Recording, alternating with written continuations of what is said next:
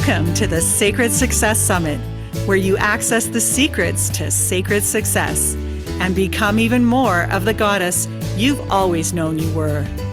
Ranchelle Van Bryce is a dynamic force dedicated to helping women live their purpose and manifest success in all life facets, from professional achievements to creating a new relationship with their business. As a business intuitive, sacred commerce coach, author, and host of a podcast TV show, she excels in illuminating each woman's unique potential. Co-creator of this summit, Ranchelle is eager to introduce another inspirational guest. Take it away, Ranchelle. Hello, and welcome, everybody. So fantastic. Diana, I'm so pleased to have you here. And you were sharing with me just before we came on stage here that this is the first time you've done a summit since being a mom. So congratulations on that. How old is your little one? He is almost a year old next week, next Friday. So I can't believe I've made it a year already as a single mom. It's amazing. That's right. Yeah, absolutely. Perfect. We're just going to get started here and we're going to put myself, there we go. Fantastic. Excellent.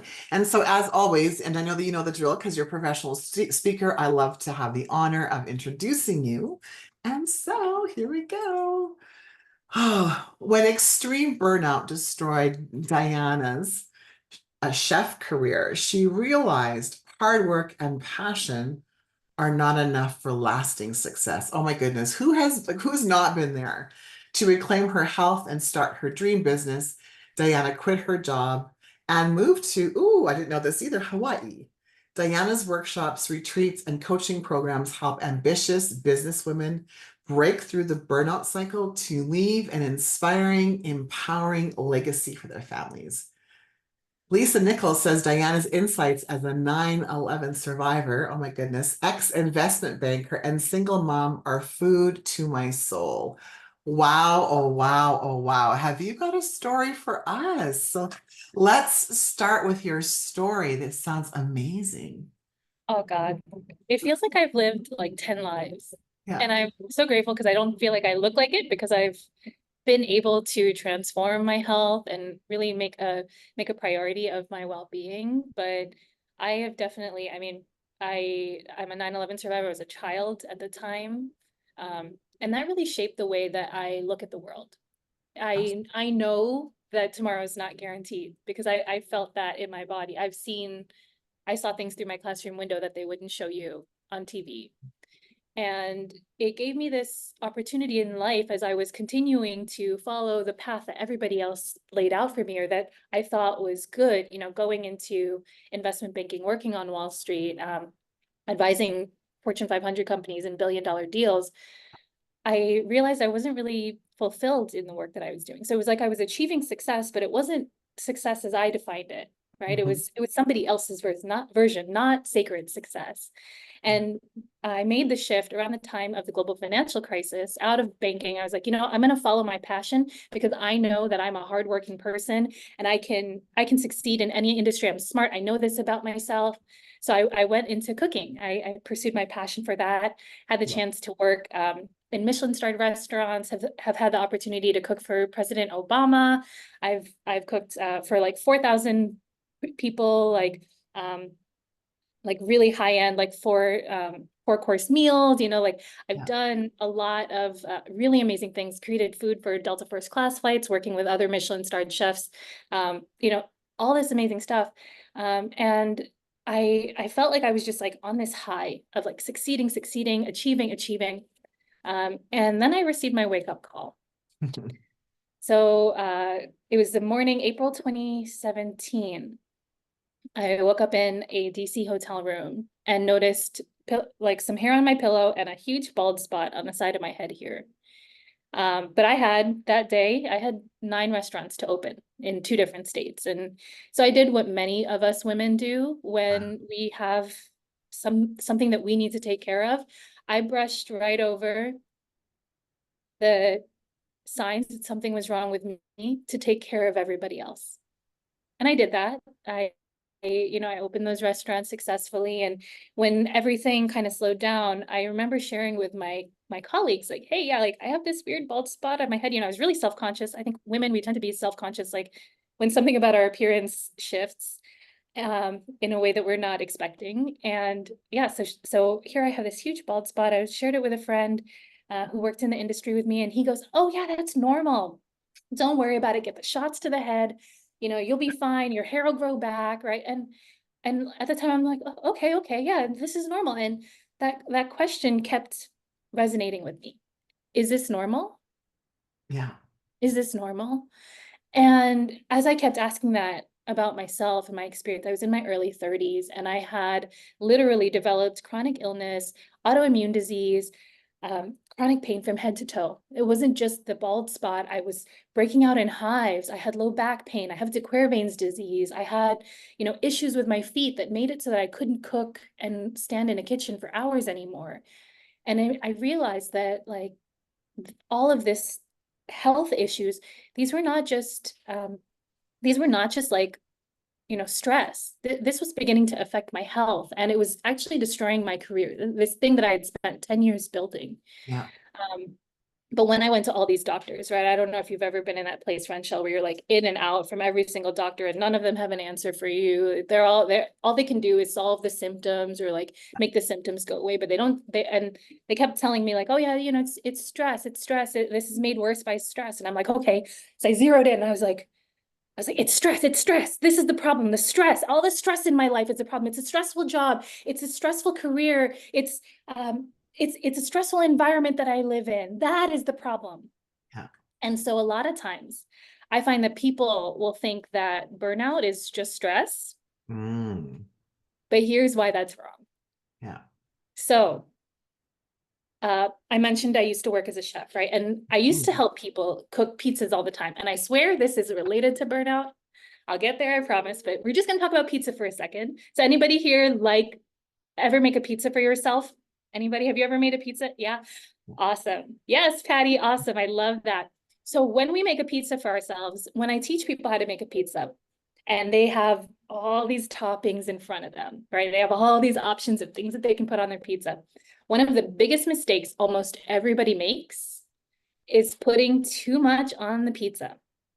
And I tell them, don't put too much on your pizza because it's not going to work, right? But sometimes they listen, right? And sometimes they don't because they want the spinach and they want the artichokes and they want the mushrooms and they want all the things I'm a pepperoni person, so we put all the things on the pizza and we put it in the oven. And when we overload it, one of two things happens. Either the toppings don't cook fully, right? And then we end up with like the dough not cooking fully. And what that means is then we end up with like all these holes as we try to pull it out of the oven, right? And that's almost like the holes that we have when we're burned out and things start falling through that we're not taking care of. Or the toppings do cook through and the bottom is burnt and broken. Hold on, excuse me.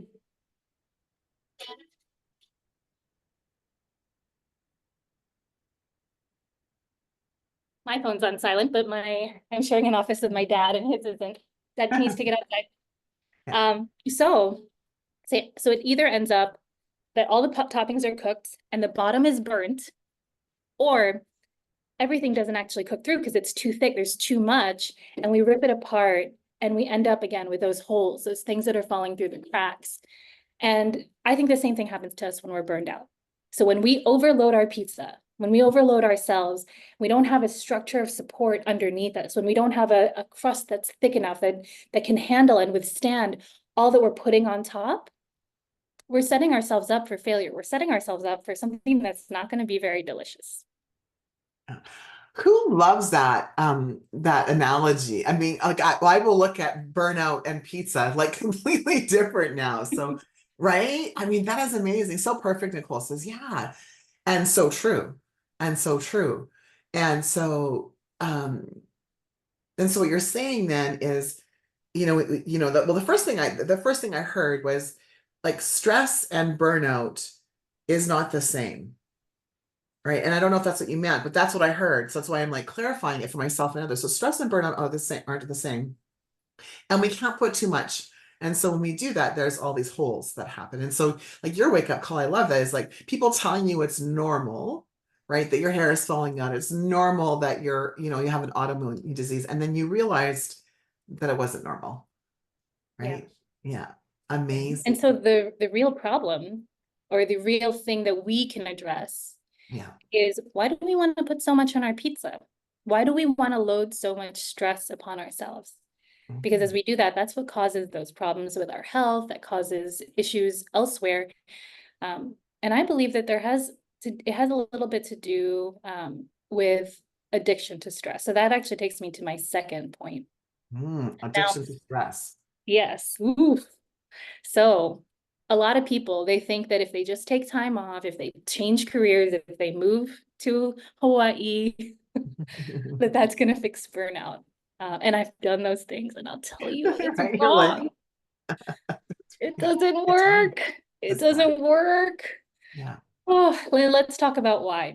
So I mentioned being a 9/11 survivor. And there's a story that Tony Robbins tells about his 9/11 experience, which is very different from mine. So I mentioned being right there in school, 2 blocks away.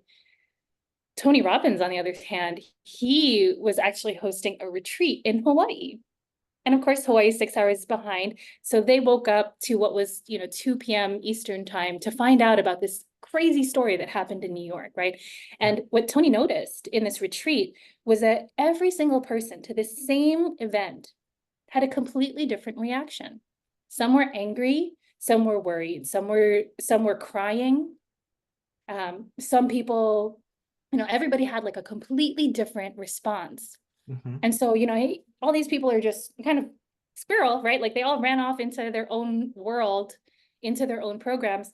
And to bring them all back, Tony reminded them, like, hey, is this the way that you tend to respond to stressors? Is this the way that you tend to respond when something doesn't go your way, when you've been, when something that, is traumatic or not what you expect happens? Do you tend to go into sadness? Do you tend to go into anger? Do you tend to go into worry, into anxiety? Like what is your favorite flavor of suffering, is how he put it. What's your favorite flavor of suffering, right? So when something happens to us that causes distress, we all have a automatic response to that. Mine tends to be anger. Everybody has their own, right? And you can probably tell people who tend towards anger, right? Like we all can think of like somebody who, like, it doesn't matter what happened, they're angry, right? Like, and it's really interesting when you can see that in somebody else, because what's really going on physically is that our bodies have this addiction to that chemical release that happens when we experience that emotion, right? So our body actually is looking for places out in the world where we can feel that anger, because it wants that. It has this chemical dependency almost on the anger, on the anger, that the hormone or whatever it is that's secreted in our body. So our body actually gets addicted to that. Yeah. So those women, I have been that woman before in the past who are like, oh, I thrive on stress, Yeah. right? Right. Like we are in some way addicted to stress. We're addicted to overloading our plate. We're addicted to doing too much, right? We're addicted to 70 toppings on our pizza. Yeah. We don't want to say Yeah. no to anything, right? Similar to what Nicole shared in her talk, right? Like how often is it that we're saying no or yes to things that we really want to say no to? Yeah. And so I think it's not just, sometimes we want to look at, like, it's the workplace, it's the stressful environment we're living in. That's part of it. But what matters much more, and sometimes we can't control the outside world, what we can control is what's right here. We have Mhm. an individual responsibility to look at our stress response, to look at the way that we respond when stressors show up and see, what is this telling me about my pattern? Is this the Right. way that I tend to respond? Is this my favorite flavor of suffering? And like, if you think about it, suffering is most likely probably like a bitter flavor, right? Like we want some of it, Yeah. especially as a chef, right? Like I always think, like when I see regular normal people cook, one of the things that I think really elevates a chef's cooking is an understanding of bitterness. So Right. when we're a chef, right, we know how to use bitterness, we know how to use acid, sourness, to actually add depth to the dish, right? Like if you think about it, there's a bitterness to wine, there's a bitterness to chocolate, right? And if you also think about some of those ingredients, those are ingredients that had to have something happen to them in order to have transformation, right? So there had to be an outside stress or something that happened to them for them to go through transformation. And that those cacao beans, they could have just rotted, right? The grapes could have just rotted, but instead when we apply knowledge, when we have actual awareness of what it is that we're doing to create intentional transformation, that's when we create something out of this world delicious, right? Even cheese, charcuterie, all of these things, right? Some of the most delicious foods in the world, those flavors were only created by an understanding of how to harness that sourness, how to harness that bitterness to create something just what I call dreamy delicious. Right. And I think we can do the same thing with our lives. So when we have that bitterness in life, right? We have that sourness, those events that we don't really want to love, right? So how can we use what we have? How can we add more sweetness, add more richness, add balance to that to create something that has so much more flavor, richness, and depth than we ever would have had that never happened to us? I love that. So what flavor are we addicted to, right? I'm going to like, that'll be my like, that's my writer down, everybody. What flavor, right, of stress maybe, or frustration or anger or whatever that is emotion, am I addicted to?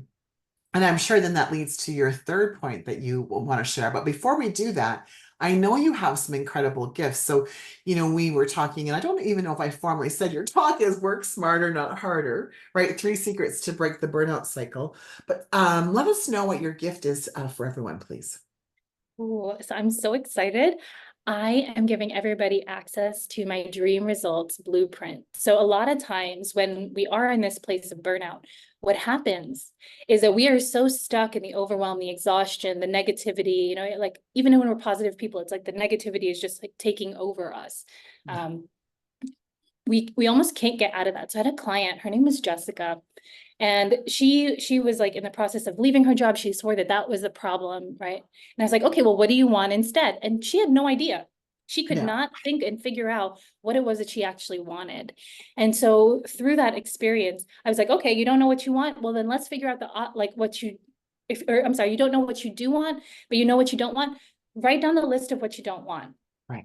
Write down the list of what you don't want and then figure out what's the opposite of that, right? Let's just at least play the opposite game, because if you're headed in this direction, you don't want to be in this direction, then let's at least figure out what's 180 and head that way, and we can fine tune from there. So those sort of questions are part of this dream results blueprint. It's for helping us figure out in the place where we're creating results we're not wanting, where we're perpetuating cycles that we don't want, what is the opposite of that? And then I ask, there are like 4 other what I call magnetic questions that help you to figure out and start to move in the direction you want to go. Because when we've been going in this direction for a long time, we need something powerful to pull us out, to take us to where we really want to go. Excellent. So for those of you, so the link is in the chat, right? So click on the link. I did right away. You'll need the coupon Sacred Success, all capitalized. So copy and paste that so you know what the coupon is, so they can get this as a gift. And your VIP gift is what? Oh, so is it okay if I share my third myth first? Because it'll relate. Absolutely. Yes, Okay. for sure. So people believe that admitting burnout is a sign of weakness. And here's why that's wrong. Because a lot of times, right, like many of us women are going through burnout alone. We think that we have to hold all these things by ourselves, right? And we talked about like some of those societal issues that can be happening that can create this burnout for us, right? Like the overwork, the people pleasing, feeling like we have a lack of support, having unrealistic expectations, that people pleasing that we're doing. And one of the things that I don't think that we realize, and that I don't think I really realized fully until I became a mom, was the depth of profoundness of our leadership. We are leading by example right now. As mothers, as sisters, as mentors, as leaders, there's somebody who's looking up to us, learning from our example. And so when we are just pushing through burnout, trying to solve it by ourselves, we're showing our daughters, that this is the way that they are good, that when they go through this, this is how they're going to do it too. We're showing them that it's okay to overload their plates, to say yes to everybody, and ultimately say no to themselves. We're teaching them to overwork. We're teaching them that they're not enough unless they're overworking. Mhm. And so I think that we have a responsibility to not just to ourselves. This isn't selfish. To break through burnout is not selfish. This is the most powerful thing we can do, not just for ourselves, but for our daughters. Like I mentioned, I'm a single mom and my daughter's 11 months old. So she has a lot of need from me, right? Even at this age, there are times where I will make sure to do my skincare routine, to make sure that I'm taking a shower, because as long as her immediate needs are met, then I've got to take care of mine. Yeah. I've got to take care of mine. And it's important to me, even at her young age, that she sees her mother take care of herself. Beautiful. That she sees me and knows that I'm not going to ever like put her in a place that's dangerous, but that truly for her to thrive, I have to take care of myself. So sometimes when she's hungry, I'm like, baby, mama's got to eat first. Mama's got to eat first. How am I going to feed you if I got nothing inside me? How am I going to hydrate you if I have nothing, right? And it's so small. Like sometimes people think I'm crazy when I do that, but I'm like, I'm teaching her from this age on to take care of herself. I want her to see that, like even in the smallest actions, that she takes care of herself. So that leads to my last gift, because for the VIP gift, I have a coaching program and a course. It's called Find Your Strength. This is about strengthening your pizza dough. This is about creating that structure underneath yourself. And this is also about gaining skills and tools and tactics that you're going to be able to translate and show to the people who are watching you, the younger people in your organization, the people who look at you as a mentor and as a leader. This is about you gaining tools for that, but also about you gaining immediate relief. And so this is a 1-month program. Typically, this is $1,000 I sell this for, and I'm giving it for free to our VIPs. So, I mean, if you haven't signed up for a VIP, I mean, what are you doing? Yeah. But yeah, so that is the gift. Find your strength. This is about not just because this isn't the first time or the last time you're going to hit burnout. This is about gaining tools so that next time you are able to act and behave in a way that truly empowers not just you, but the next generation, because they are watching our every move. Yeah, I love that. And I think that's very significant what you just said. It's not the first time, nor it might not be the last time, especially if we don't do things like you're talking about, right? And at to influence people at such a young age, right? So that your daughter does know what self-care looks like, because certainly for me, I did not learn that, right? I learned that, that I'm the last person, that everyone has to be fed, everything, like all of what you said. So I so much appreciate your insight, Diana. I think we have 1 minute left. And so what would you like to impart? What kind of wisdom would you like to impart in our last minute together?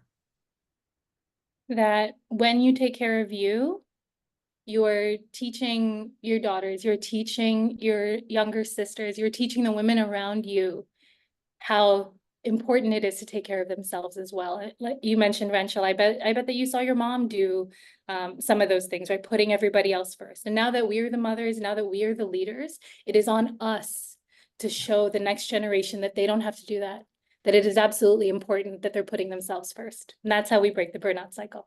Yeah, excellent. Thank you so much. Thank you, everyone, for joining us here, whether you're live with us today or you're listening to the recording afterwards. We appreciate you. We can feel you. And I can't wait to see you guys on the other side. Thank you so much. Bye. Thank you. Thank you for joining us for another amazing session on the Sacred Success Summit. For more information or to apply to be a speaker at one of our upcoming events, email our team at breakthrough@clarityconfidenceconnection.com. Now, tune in to another transformational speaker.